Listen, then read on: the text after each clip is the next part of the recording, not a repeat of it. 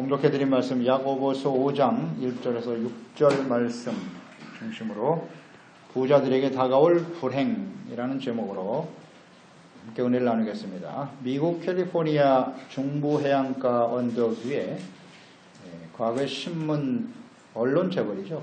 언론 재벌인 허스트가 만들어 놓은 허스트 성이라고 하는 것이 있어요. 허스트 캐슬. 이 허스트는 미국에서 신문사와 통신사를 34개나 운영했던 언론 재벌이었죠. 20세기 초 15평의 땅을 사고 캘리포니아 지역에 땅을 사서 여름 피서지를 위한 별장을 짓는데 28년 동안 건설을 했어요. 그러니까 여름 몇 달 동안 피서를 하기 위해서 어마어마한 돈을 사용한 것입니다. 그러나 2차 세계대전이 일어나서 불황이 닥쳐오자 그것을 다 완성하지 못하게 됩니다. 그래서 오늘날 이 허스트 캐슬은 시에서 운영하는 관광지가 되었다고 하지요. 이 성을 돌아보려면 아침 8시부터 저녁 늦게까지 돌아봐야만 볼 수가 있다고 하죠. 그 실내 수영장이 한 1000평쯤 되는데요. 그 사진을 보니까 좀 직접 가보지 못했으니까 그 바닥, 수영장 바닥이 이태리에서 수입한 에메랄드 타일이에요. 그리고 그 타일에 금장으로 이렇게 새겨져 있어요. 그리고 또 세계적으로 유명한 조각물, 미술품들이 그 성 안에 가득합니다. 그러니까 허스트는 그 집을 다 완성하지도 못하고 죽었어요. 죽었습니다. 만일 그가 그 많은 돈을 사회사업 하는데 사용하거나 즉 고아원이나 양로원이나 복지시설이나 무슨 학교 혹은 선교하는 일에 만약 사용했다면 얼마나 많은 사람들에게 영육간의 생명과 유익을 주었을까 생각해 봅니다. 자, 이와는 대조적으로 같은 캘리포니아인데요. 미국 명문 스탠포드 대학이 캘리포니아에 있지요. 그 대학을 세운 사람이 이 스탠포드인데 이 릴런드 스탠포드는 캘리포니아 주지사도 했고 미국의 상원 의원이었죠. 그리고 많은 땅과 재물을 가진 부자였어요. 그래서 그가 캘리포니아에 많은 땅을 가지고 있었는데 그의 외아들이죠. 스탠포드 주니어가 16살 때 장티푸스가 걸려서 갑자기 죽습니다. 딱 아들 하나밖에 없는데 세상이 무너진 것 같았죠. 너무나 큰 절망에 휩싸여 있었습니다. 그래서 그 아들을 장례를 치르고 돌아온 그날 밤에 꿈속에 그 아들이 나타났어요. 나타나서 아버지 너무 슬퍼하지 마세요. 나는 지금 하나님과 함께 있어요. 그렇게 말하면서 청년들을 좀 도와주라고 나를 생각하면서 청년들을 좀 도와주세요 하는 말을 남기게 되죠. 저 꿈을 깨고 스탠포드가 결심을 하는 거예요. 아, 우리 아들이 지금 하늘에 살아있구나. 하나님도 살아있고 우리 아들도 살아있구나. 그렇게 고백을 하면서 마음의 결심을 했다는 거죠. 자, 이 청년들을 위해서 내가 학교를 세워야 되겠다. 그렇게 생각하고 자기가 가지고 있던 땅에다가 스탠포드 대학을 세우게 됩니다. 그 지역의 모든 청년들이 이 학교에 와서 공부할 수 있도록 하게 되었던 거죠. 특히 가난한 학생들, 돈이 없어서 공부 못하는 학생들을 장학금을 주어서 공부를 시키게 되었습니다. 그래서 스탠포드가 죽을 때 이런 유서를 남겼다고 하죠. 내 재산의 10센트짜리 동전 하나까지 남기지 말고 모두 청년을 교육하는 데 사용하라. 이렇게 유서를 남겼다 그래요. 자, 이 두 사람 중에 누가 진정한 부자일까요? 한국의 경우 1%의 부자가 전 국토의 57%를 소유하고 있고 상위 10%의 부자가 전 국토의 75%를 가지고 있다고 합니다. 이 하나님이 없는 세상에서 부의 편중은 어쩔 수 없는 현상이지만 이 부의 불평등으로 인한 사회적 갈등이 심화되어져 가고 있습니다. 이건 한국만의 문제가 아니죠. 모든 나라에게 해당이 되는 것인데요. 그리스도인들에게 있어서 이 부와 재물은 하나님의 그 재물의 주인이시다. 이 소유가 하나님께 있음을 인정하고 선한 청지기죠. 우린 청지기로서 그 재물을 맡아서 하나님의 뜻대로 하나님의 선한 사업과 이웃을 위해서 사용해야만 합니다. 오늘 본문 말씀은 자신의 삶에 하나님의 뜻과 계획이 전혀 없어요. 또 욕망을 채우기 위해서 열심히 장사하여 돈을 벌고 더 많이 소유하는 것만을 추구하는 그런 부자들에게 다가올 불행이 무엇인지를 깨우쳐 주고 있는 말씀입니다. 첫째는 닥쳐오게 될 불행을 생각하고 애통하고 통곡하는 사람이 되어라 라고 말씀하고 있네요. 1절 말씀이죠. 들으라 부한자들아, 너희에게 임할 고생으로 말미암아 그게 원인이 되어서 울고 통곡하라. 그러니까 부한자들이 반드시 들어야 될 말씀이라고 외치고 있네요. 그러니까 부한자들에게 임할 고생, 불행, 그것을 생각하고 울며 통곡하라. 이 부자라고 하는 것은, 세상의 부자는 두 부류의 사람이 있습니다.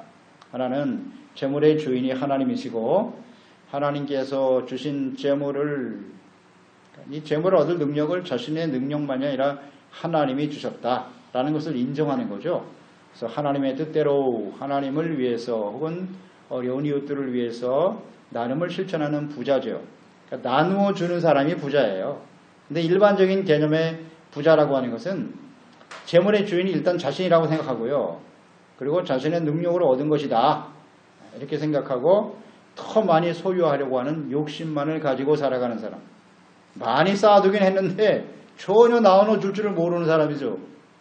이런 두 부류의 부자들이 있는데 오늘 본문 말씀에 경고하는 부자는 후자에 속한 사람들이죠. 하나님께서는 부자를 미워하실까요? 부자가 되어서 행복하게 안전하고 능력 있는 삶을 살아가려고 하는 생각이 잘못된 것일까요? 그렇지 않습니다. 성경은 분명히 하나님을 간절히 찾고 하나님을 사랑하고 주님을 경외하는 자에게 재물을 주어 풍성하게 하시겠다고 약속하셨어요. 전제는 일단 하나님을 경외하는 자가 되겠죠. 그럴 때 그 재물이 장구한 재물이 된다. 그러나 하나님을 경외하지 않는 자신의 삶 속에 하나님이 없는 사람들의 재물은 결코 장구할 수 없다. 이것은 우리의 삶을 통해서 경험되어지는 바지요. 절대 진리이기도 하고요. 부자들은 자신들이 가지고 있는 재물과 막강한 힘을 가지고 즐거워하면서 살아가는 것이 마땅한데 그것이 일반적인 생각이라고 볼 수 있을 텐데 왜 울면서 통곡해야 하나? 부자들이 슬퍼하며 통곡해야 되는 이유는 무엇일까? 부자들에게 장차 직면하게 될 고난과 불행한 일들 때문이다. 한번 생각해 보세요. 일반적으로 부자의 미래가 불행할까요? 행복할까요? 대부분 행복하다고 생각하지 않습니까? 근데 우리가 잘 생각해 보면요. 부자들의 미래가, 그 부자의 뜻을 분명히 제가 정의해 드렸어요. 어떤 부자인지. 나누어 줄 줄 모르고 그냥 소유하고 쌓아두기만 하는 이 부자는 반드시 불행을 만나게 돼요. 동서고금 모든 시대에 모든 사람들에게 적용이 되는 말씀이에요. 디모데전서 6장 9절로 10절에 말씀하죠. 부하려 하는 자들은 시험과 올무와 여러 가지 어리석고 해로운 욕심에 떨어지나니 그 사랑으로 파멸과 멸망에 빠지게 하는 것이다. 돈을 사랑함이 일만 악의 뿌리가 되나니 이것을 탐내는 자들은 미혹을 받아 믿음에서 떠나게 되고 많은 근심으로써 스스로 자기를 찌르게 된다. 라고 말씀하고 있죠. 그러니까 부자가 되려고 하는 사람들에게는 불의한 방법으로 재물을 얻게 하는 많은 시험과 유혹을 만나게 돼요. 정당한 방법으로 법을 지켜서 부자가 되기는 쉽지 않아요. 이 세상에서는 많은 유혹이 있다는 거죠. 근데 그것 때문에 결국 그게 화가 되죠. 불의한 방법으로 불법으로 재산을 얻게 되면 그것이 만천하에 드러나게 될 때 수치와 부끄러움을 당하게 되고 그 있는 것을 다 잃어버릴 수도 있다.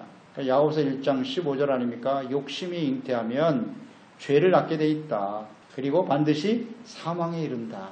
이거 뭐 피할 수 없는 일입니다. 돈에 욕심을 두고 그것을 더 많이 얻으려고 하는 욕망에 사로잡혀 있으면 쉽게 죄악의 유혹을 받게 되고 그걸 얼른 타협하게 되거든요. 그 죄는 반드시 사망에 이른다.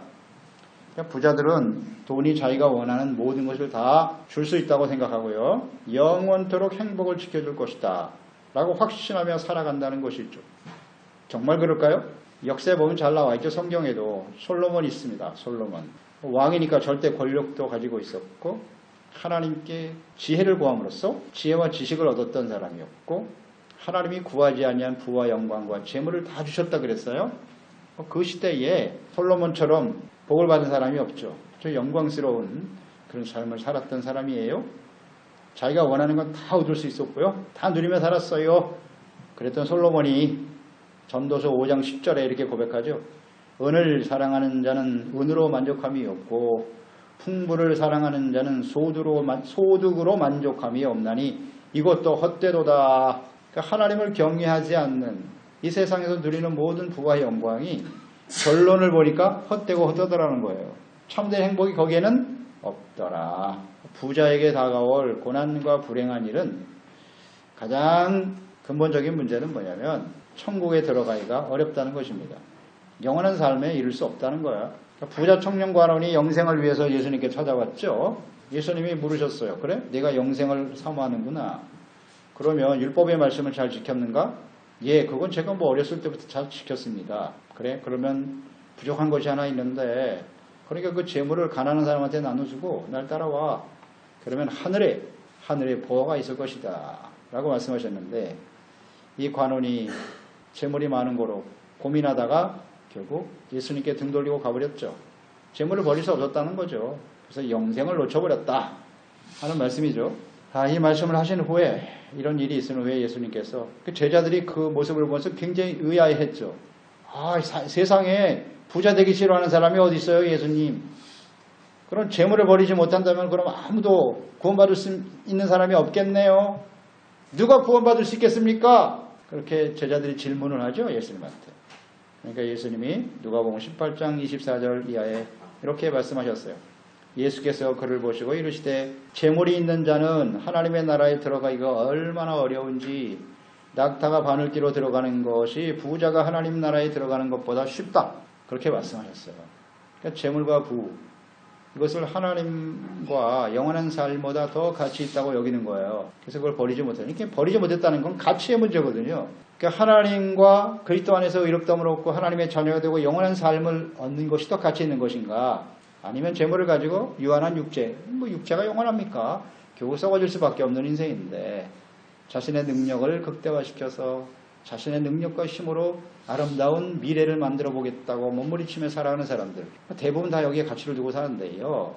그러나 그것을 누리는 사람 많잖아요. 결코 행복하지 못하거든요. 재물은 얻지만 소중한 사랑, 소중한 관계를 다 깨뜨려버리고 혼자 고독하게 살아가는 사람이 얼마든지 있죠. 수치와 멸시를 당하든지. 그래서 이 부자는 자랑하거나 교만하지 말고요. 장차 다가올 영원히 음부에 버려지게 될 하나님의 나라에 들어갈 수 없다라는 게 가장 불행한 일이거든요. 그냥 눈에 보이는 세상이 전부라고 여기며 살아갈 텐데 그게 진리면 좋겠는데 그렇지 않다는 거 아닙니까? 우리에게 영원한 삶이 있기 때문에. 그래서 우리가 믿고 자랑하는 재물은 결코 영원할 수 없어요. 우리의 행복도 영원히 지켜주지 못합니다. 안전하고 행복하게 지켜줄 수 없다는 것을 우리는 잘 알아야 합니다. 그렇기 때문에 그 불행을 생각하고 울고 통곡하라. 회개하고 돌이킬 수 있다면 그 유익이 되겠다. 두 번째는 심판 앞에서 아무런 가치도 없는 재물을 추구하는 불행. 심판. 2절 3절 말씀이잖아요. 너희 재물은 썩었다. 너희 옷은 좀먹었다. 너희 금과 은은 녹이 쓸었다 그랬고 이 녹이 너희에게 증거가 될 것이다 그랬고 불같이 너의 살을 먹으리라 하셨고 너희가 말세에 재물을 쌓아도다 그랬어요. 당시의 부자들은 돈이 너무 많아서요. 요즘같이 은행이 이렇게 발달되어 있는 시대가 아니니까 땅속에 묻어두었다는 거 아닙니까? 근데 그 일부는 다 썩어버려요. 녹이 슬고. 못 쓰게 된다는 거죠. 욕심이 많아가지고 그냥 땅속에 묻어. 요즘도 땅에 돈 묻어둔 사람들 많습니다. 불법한 돈들이겠죠. 오직 자신의 욕심을 위해서 땅에 쌓아두기만 하는 재물은 이렇게 썩어버릴 수밖에 없다는 거죠. 그래서 하나님께서 재물을 능력을 주셨고 또 많은 소유를 맡기신 이유가 있다. 우리 그리스도인들이 이걸 잘 아는 거죠. 그래서 가난한 사람들 또 도움이 필요한 사람들을 불쌍히 여기고 함께 나누어주고 하나님의 나라와 뜻을 이루는 일에 헌신하라 라고 주신 것이거든요. 그러니까 돈이라고 하는 것은 이게 도는 거잖아요. 이게 돈. 유통을 시키는 게 하나님 뜻이에요. 쌓아두면 문제가 생기는 거예요. 무조건. 거기서 부패가 발생하는 거예요. 돈이 존재하는 의미는 계속 흘러가게 해야 되는 거예요. 그러니까 재물은 하나님께서 맡기신 달란트예요. 우리 그리스도인들에게 있어서는. 주님의 뜻대로 합당하게 사용하지 않으면 나중에 크게 책망을 받게 될 것이다. 마태복음 25장 24절 이해 아닙니까? 1달란트, 2달란트, 5달란트를 주고 주인이 떠났다가 다시 온다. 장사여 남기라는 거 아닙니까? 2달란트, 5달란트 받은 자는 열심히 해서 남겼어요. 10개, 4개로 남겼는데 1달란트 받은 사람은 땅속에 묻어두었다는 거 아니에요? 땅속에 묻어뒀다. 일하지 않았다는 거예요. 그리고 주인한테 당신의 것을 가져가세요. 그대로 돌려드립니다. 주인이 이렇게 대답했죠. 26절에 악하고 게으른 종아 그랬어요. 악하고 게으르다. 나는 심지 않은 데서 거두고 해치지 않은 데서 모으는 줄로 내가 생각하였느냐 말씀하시면서 이 무익한 종을 바깥 어두운데 내쫓아라. 거기서 슬피 울며 이를 갈미 있으리라. 그러니까 재물을 땅에 쌓아두고 재물이 달란트거든요. 하나님이 우리에게 맡기신 거예요. 그걸 사용하지 않고 썩게 만드는 사람 주님께서 악하다고 말씀하시잖아요. 악하다. 무익한 종이다. 그래서 바깥 어두운데 이게 지옥입니다. 영원한 지옥에 떨어지게 된다. 거기서 슬피 울며 이를 갈미 있게 될 것이라고 말씀하셨죠. 그러니까 우리에게 주어진 시간, 생명, 재물, 은사, 직임 뭐 여러 가지 일들이겠죠. 이 모든 것이 다 우리에게 주신 달란트고 주님께서 오시는 날 혹은 우리가 인생을 마감하고 하나님 앞에 서는 날 반드시 평가받을 날이 온다는 거죠. 당연히 그래야죠. 심판이 있어야 정당한 것입니다. 어떻게 살았느냐? 심판이 있어야죠. 사람이 죽는 것은 정한 이치예요. 누구나 다 죽습니다. 근데 죽음이 끝이면 괜찮겠는데 그 이후에는 반드시 심판이 있다. 평가받을 날이 온다는 거잖아요. 그것을 알고 지혜롭게 잘 준비하는 것이 필요하죠. 욕심으로 묻어두었던 이 썩어진 재물, 이 재물이라고 하는 재물을 사용하지 않고 썩게 만들면 주님이 다시 오시는 날, 또 혹은 우리가 주님 앞에 서는 날, 그 정죄의 심판의 증거가 될 것이다 그랬어요. 썩는 재물, 사용하지 않고 하나님과 이웃을 위해 사용하지 않는 그 썩은 재물이 심판의 이유가 된다. 특히 더 나아가서 이 썩어진 재물은 불같이 너의 살을 먹으리라 이렇게 말씀하셨네요. 이게 무슨 뜻입니까? 많이 쌓아둔 욕심으로 얻어진 재물은 인생을 불살하게 만든다는 거예요. 불이라고 하는 건 하나님의 심판이거든요. 결국 육체와 영혼이 심판의 불 속에 던져지게 될 것이다. 그러니까 이 지옥이라고 하는 것, 불이라고 하는 건 무엇을 의미하는 겁니까? 이 지옥이 게헨나잖아요. 게헨나라고 하는 것은 쓰레기장이거든요. 쓰레기장에 들어간다는 것은 가치가 없다는 거예요. 가치가 없다. 그러니까 하나님이 이 땅에 사람으로 태어나게 하셨는데 하나님의 형상대로 지음받은 사람이 하나님이 만들어 놓은 용도대로 살지 않아요. 하나님의 말씀과 뜻대로 살지 않았어요. 그러면 그건 용도 폐기입니다. 쓸모없는 거예요. 가치 없는 거예요. 모든 물건이 다 필요에 의해서 만들어진 건데 거기에 더 이상 쓸모가 없다면 버려지는 거죠. 사람은 사람답게 살아야 돼요. 하나님께서 우리에게 맡겨주신 모든 건 내 것이 아니라 하나님의 것임을 인식하고 하나님의 뜻대로 사용해야죠. 우리 인간의 삶에 가장 중요한 영향을 미치는 것이 재물이잖아요. 돈. 이것을 하나님이 왜 우리에게 맡기셨는가? 그 가치에 맞게 써야죠. 그게 나중에 판단 기준이 된다는 거 아닙니까? 마태복음 16장 27절이죠. 인자가 아버지의 영광으로 그의 천사들과 함께 오리니 그때 각 사람이 행한 대로 갚아주신다. 갚아주신다잖아요. 행한 대로. 그 행함에 무엇이 들어있겠어요? 재물을 어떻게 사용하였느냐? 우리의 주어진 시간을 어떻게 사용했니? 내가 너에게 많은 지식과 학식을 주었는데 그것을 어떻게 사용했니? 그저 돈 벌고 쌓아두는 데만 썼다? 반드시 평가가 있어야 되지 않겠습니까? 선하고 바르게 서야죠. 하나님과 이웃을 위해서 나누는 삶과 자기 욕심만을 위해서 사는 사람과 같이 취급을 받으면 안 되죠. 그게 바로 공의입니다. 하나님은 공의로우신 분이거든요. 그러니까 하나님 앞에 서게 될 때 이 재물이라는 것이 아무 유익이 없더라는 거예요. 우리를 생명으로 영원한 생명으로 인도해주지 못하고요. 반드시 행한 대로 평가하신다. 이걸 우리 잘 알아야 돼요. 세 번째, 부자들을 심판에 이르게 하는 죄가 있다고 말씀하시네요. 4절로 6절이죠. 보라, 너희의 밭에서 추수한 품꾼에게 주지 아니한 삭시 소리 지르고 있고 그 추수한 자의 우는 소리가 만군의 주의 귀에 들렸다. 또 너희가 땅에서 사치하고 방종하고 살육의 날에 너희의 마음을 살찌게 하였네. 또 너희는 의인을 정죄하고 죽였고 그는 너희에게 대항하지 아니하였느니라. 이렇게 나와 있네요.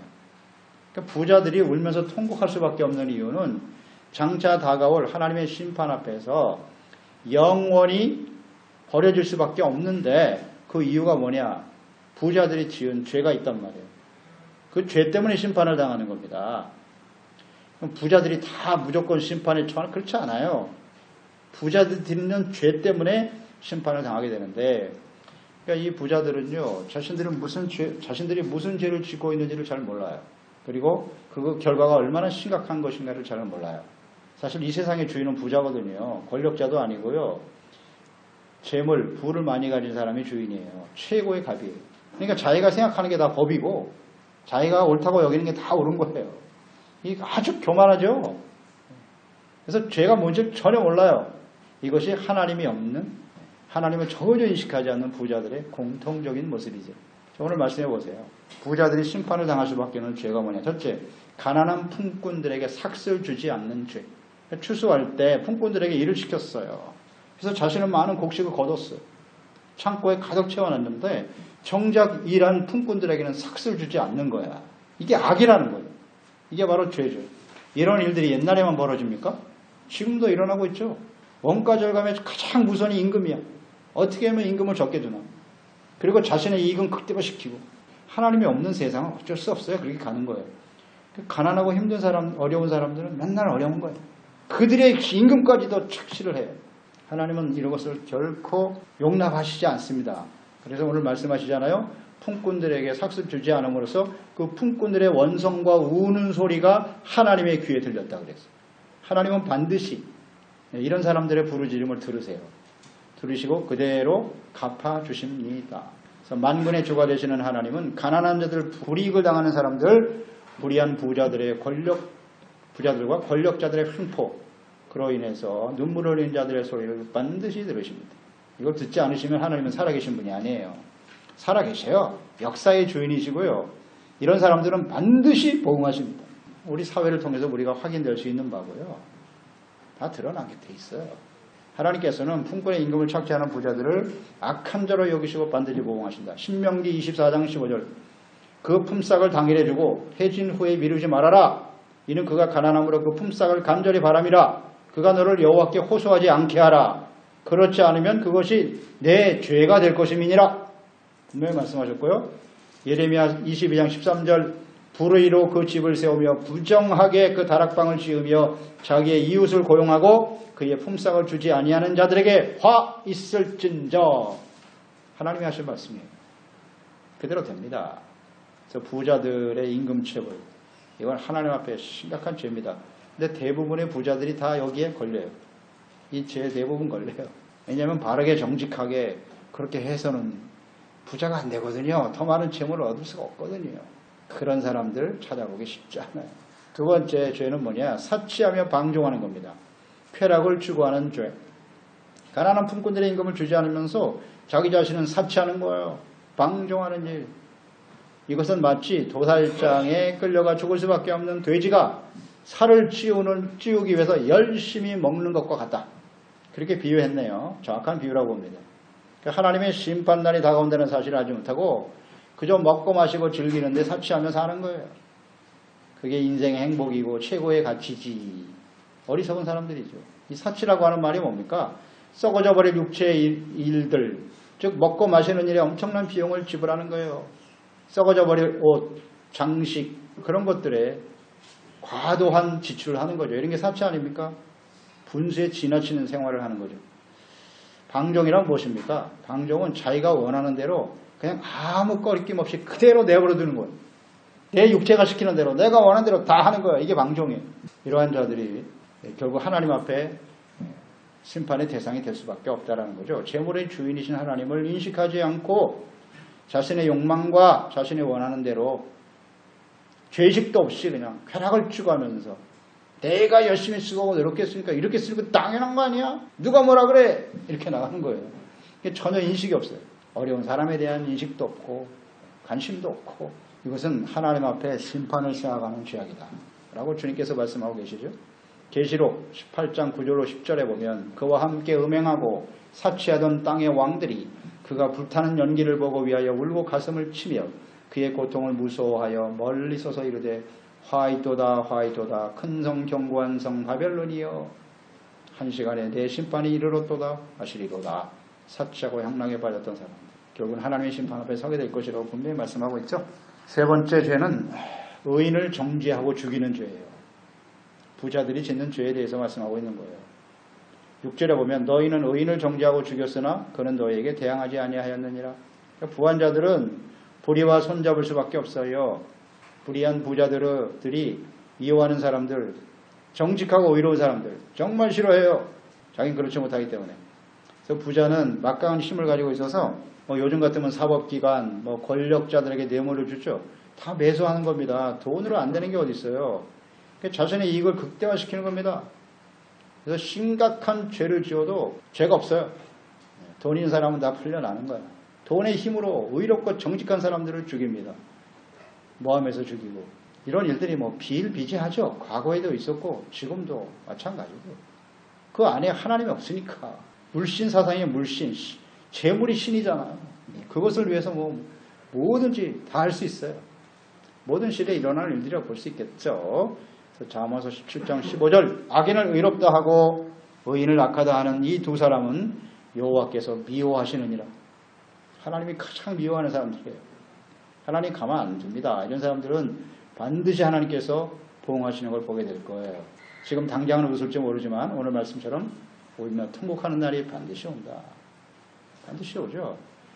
그게 하나님의 살아계신 증거입니다. 그래서 이 땅에 그걸 당하면 그래서 돌이킬 수 있는 기회가 될지 모르겠으나 그런 모습으로 쭉 편안하게 잘 살았다? 하나님 앞에 그렇게 인생을 마감했을 때는 심각한 결과를 맞이하게 되는 거죠. 하나님의 진노가 굉장히 무섭거든요. 그래서 오직 자신의 정욕에 이끌려 살아가는 부자들이 피할 수 없는 죄입니다. 이 세 가지가. 거의 여기에다 걸린다고 보면 돼요. 따라서 장차 다가올 고생, 하나님의 심판 앞에서 울고 통곡할 수밖에 없는 파멸에 이르게 될 것이다.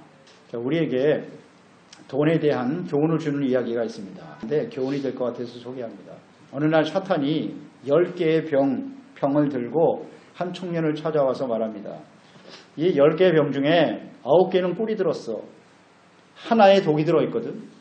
한 병에 딱 독이 들어있는데 내가 이것을 마시면 만약에 꿀을 마시게 되면 선택해서 마시면 내가 너에게 엄청난 돈을 줄 거야.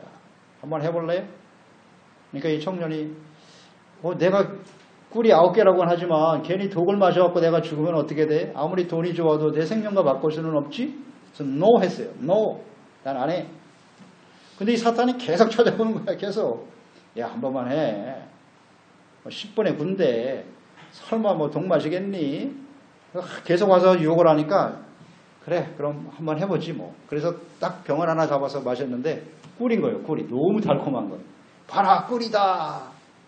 그래서 많은 돈을 주었다는 거 아닙니까? 그래서 그 많은 돈을 받고 부자가 되었어요. 그런데 그 다음에 사탄이 또 와서 유혹을 합니다. 이제 10개가 아니라 9개거든.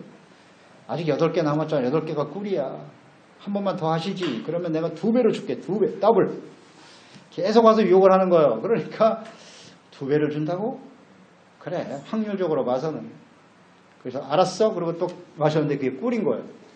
그래서 2배로 돈을 받았다는 거 아닙니까? 그래서 엄청난 부자가 됐어요.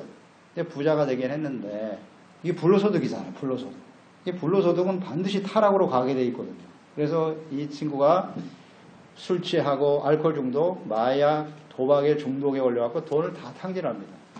그러니까 그 다음에 이제 사탄이 또 찾아오는 거예요. 야, 한 번만 더 하시지. 내가 또 더블로 줄게. 그래서 또 선택을 하게 되는 거예요. 근데 계속 마실 때마다 꿀이야. 그래서 결국 그렇게 많은 인생을 돈과 함께 화랑방탕하면서 지냈다는 거죠. 그런데 이제 병이 딱 2개 남았어요. 2개 남았어요. 마지막으로.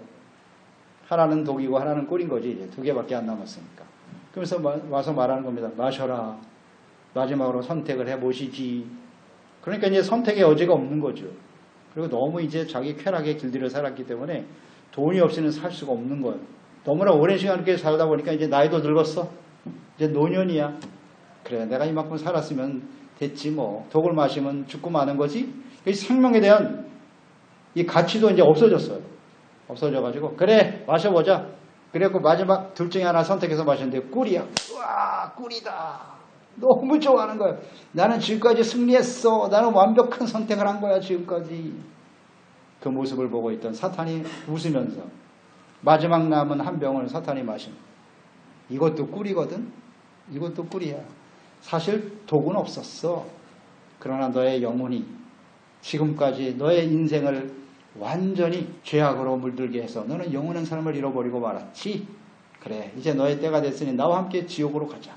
우리에게 참 좋은 교훈을 주는 거 아니겠어요? 이 돈이라는 것이 이렇게 욕심에 이끌려서 그 돈을 사용하게 되면 결국 이런 종말을 맞이할 수밖에 없다는 거죠. 계속 목마르거든요. 재물이라는 것은. 결국 죄악 가운데 사탄의 종이 되고 말더라. 하는 것을 우리에게 교훈으로 주는 말씀인 것이죠. 그러니까 정욕에 이끌려서 부자가 되려고 하는 인생이 얼마나 위험한 것인가, 또 불행한 것인지를 깨우쳐주는 이야기라고 볼 수 있겠습니다. 땅에 쌓아두기만 하는 어리석은 부자, 그러니까 하나님보다 재물을 주인으로 섬기고 하나님보다 재물을 더 사랑하는 사람들, 거기에 훨씬 더 가치를 두고 살아가는 사람들이 맞이하게 될 불행이라고 보면 되겠죠. 그래서 우리는 재물, 그리스도인들에게 있어서 재물은 하나님께, 재물 얻을 능력은 하나님이 주시는 거다. 하나님이 주신다. 우리에게 지식도 주는 거고, 물론 우리의 노력도 있죠. 노력과 수고도 있지만 우리가 열심히 노력하고 수고한다고 해서 다 좋은 결과를 맞이하나요? 이 세상에 열심히 살아가지 않는 사람은 없어요. 다 나름대로 최선을 다하는 거죠. 지혜도 주시고 또 모든 상황 속에서 그게 다 우연이라고 생각하겠지만, 혹은 자신의 능력으로 다 되는 것 같지만 그렇지 않아요. 하나님이 다 필요한 사람 만나게 하시고 상황에 따라서 이렇게 하나님이 모든 일을, 사업을 해도요, 지금도 사업 새롭게 창업하는 사람들 중에 70%, 80%는 다 문 닫아요. 다 된다는 보장이 없어요. 보장이 없습니까? 얻을 능력을 하나님이 주신다. 뭐 세상 사람들은 운이라고 하죠. 근데 우리는 하나님이 주시는 거예요. 따라서 이게 하나님께 대한 분명한 인식을 가지고 하나님을 위해서, 어려운 이웃을 위해서 함께 나누는 거죠. 이게 중요한 진리거든요. 이렇게 유통시켜야 계속 하나님이 부어주시고 또 흘러가고 부어주서 흘러가고. 재물은 이게 하나님의 뜻이라니까요. 재물을 주신 하나님의 뜻은. 이게 막히면 우리 혈관도 마찬가지 아니에요. 이렇게 피가 잘 돌아야지 건강한 거지. 그것에 많이 비유를 하지 않습니까? 딱 막히면 바로 사망이에요. 혈관이 막히면 죽는 겁니다. 마찬가지예요. 이 재물 때문에 이렇게 죽는 사람이 많아요. 뭐 육체로는 오래오래 뭐 호의호식하면 잘 살지 모르겠으나 그 영이 탁 막혀서 하나님과의 관계가 막혀버리잖아요. 일단 이 돈 때문에, 돈 버는 일들 때문에 하나님을 가까이 하지 않아요. 관심 없어요. 하나님이 없이도 내가 가지고 있는 재물로 얼마든지 잘 살 수 있거든요. 진짜 그럴까요? 당장 내일 무슨 일이 일어날 줄 모르는 것이 우리 연약한 인생들 아닙니까? 그걸로 하나님과의 관계를 막아버리는 게 가장 안타까운 일이에요. 쉽게 죄악에 노출되고요. 오늘 결론이죠. 이 야고보서의 핵심적인 가르침은 뭐예요? 행함 있는 믿음. 그렇죠? 그게 살아있는 믿음이라고. 진짜 믿음이라고. 그게 성숙한 믿음이라고요. 그러니까 믿음 중에 살아있는 믿음이 있고 죽어있는 믿음이 있다 이거죠. 그러니까 믿음이 없는 사람 없겠죠. 교회 안에도 다 나는 예수님을 믿습니다. 하나님 믿는다고 하는데 그 믿음이 진짜 살아있는 믿음인지 죽어있는 가짜인지 그것을 가르쳐주는 게 야고보서 말씀이거든요. 그래서 재물을 가지고 이렇게 하나님과 이웃을 위해서 사용하지 않냐고 자기의 욕심만을 위해서 살아간다면 그 믿음은 죽은 믿음. 하나님의 뜻대로 사용해야 그게 진짜 살아있는 믿음이죠. 그래서 하나님께서 우리의 주어진 시간 동안 살아있는 믿음을 통해서 많은 사람을 살려야죠. 자기도 살고 많은 사람을 살리는 일에 쓰임받는 지혜로운 종들이 되어야 하겠습니다. 기도하겠습니다. 하나님 아버지, 오늘도 주님의 말씀을 대합니다. 야고보서 말씀은요, 그저 교회 다니고 종교적인 모습만 가지고 있다고 해서 이게 다 진짜 그리스도인이냐? 아니라는 거잖아요. 하나님의 말씀을 듣고 그 말씀대로 지켜 순종하는 행함 있는 믿음, 지식만 있는 믿음이 아니고요. 어떻게 우리가 행하며 살아있는 믿음을 가지고 살아갈 것인가에 대해서 말씀해 주고 있습니다. 특히 오늘은 재물과 돈에 관련해서 우리에게 주님께서 말씀하셨네요. 우리는 다 부자가 되기를 원하고요. 하나님도 우리에게 부를 주신다고 약속하셨어요. 그런데 그 재물과 부가 하나님의 능력으로 하나님이 주시는 은혜로 된 것이냐? 또 그 소유가 하나님이냐 아니면 자기 자신이냐? 그 재물을 가지고 하나님의 뜻대로 하나님과 이웃을 사용할 수 있느냐? 그렇지 않고 땅에 쌓아두기만 하려고 하는 것이냐? 간단해요. 이 두 부류의 사람이 존재하는 겁니다. 우리는 당연히 하나님을 경외하는 자들인 만큼 하나님의 우리에게 맡기신 재물을 하나님의 뜻에 맞게 사용하는 자들이 되게 해주세요. 오늘 본문 말씀에 나와 있는 이 어리석은 부자와 같이 불행을 당하는, 그래서 울며 통곡하는 어리석은 자들이 되지 않게 하시고요. 우리 자신도 살리고 많은 사람들을 살리는 일에 쓰임받는 지혜로운 하나님의 사람들 되게 하소서. 예수님의 이름으로 기도드립나이다. 아멘. 봉독해드린 말씀 야고보서 5장